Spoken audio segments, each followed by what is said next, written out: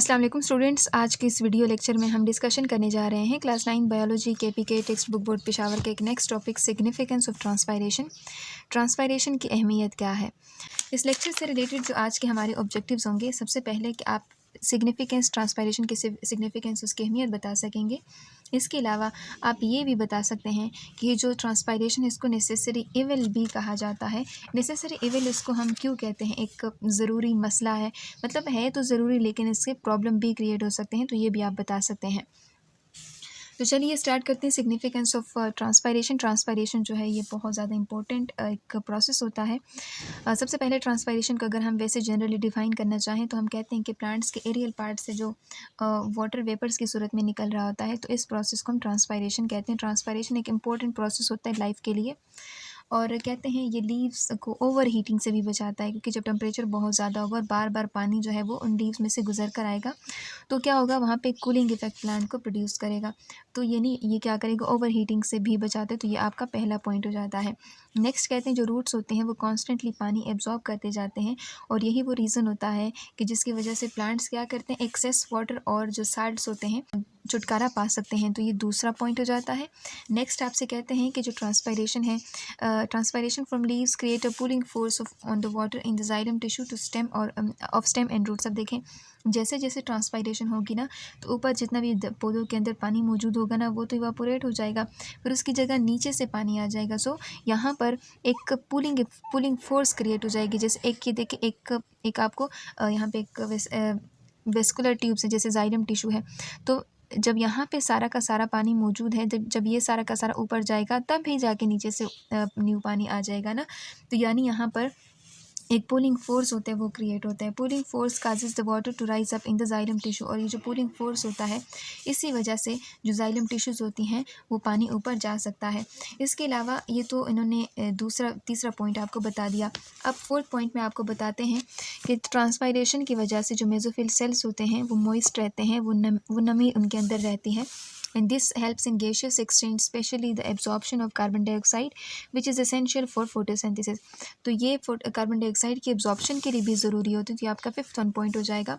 Carbon dioxide की absorption के लिए भी हेल्पफुल होते हैं, यानी गैसियस एक्सचेंज में भी इंपॉर्टेंट रोल जो है वो प्ले कर सकते हैं।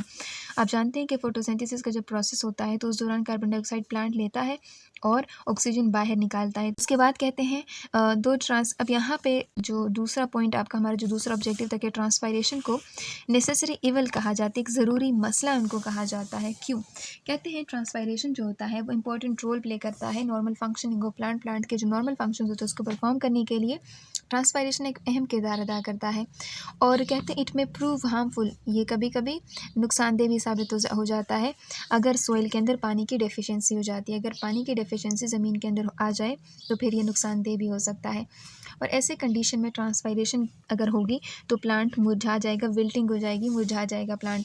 अभी जो ट्रांसपायरेशन है ना, ये बहुत ज़्यादा इंपॉर्टेंट होते हैं प्लांट के लिए, क्योंकि लेकिन अगर हद से ज़्यादा पानी प्लांट लॉस्ट करेगा तो फिर उसके लिए, प्लांट के लिए भी खतरे का बाइस बन सकता है। और यही वो रीज़न होता है कि ट्रांसपायरेशन को हम नेसेसरी इविल भी कह सकते हैं।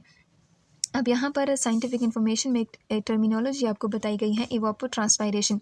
इवापोट्रांसपायरेशन को हम डिफाइन कर सकते हैं कि loss of water from the soil both by evaporation from the soil surface and by transpiration from leaves of the plant growing on it. अब देखो, एक सॉइल है, इसके ऊपर पौधे भी हैं और इसके ऊपर ये देखें मिट्टी भी है।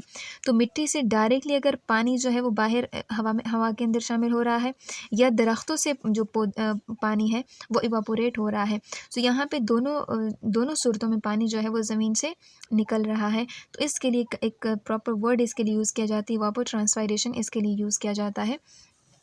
तो कहते हैं factors that affect the rate of evapotranspiration. अब ऐसे फैक्टर्स जो इवापोट्रांसपायरेशन को इफेक्ट करते हैं, तो उसमें सोलर रेडिएशन है।